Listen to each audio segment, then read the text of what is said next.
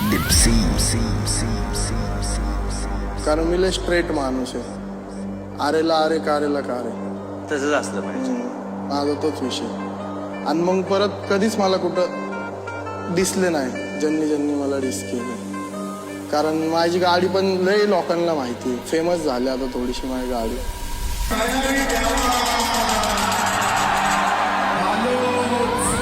Don दिवाना नाही कोणत्या पप्पाच्या परीचा, मग डॉन कोणाचा दिवाना?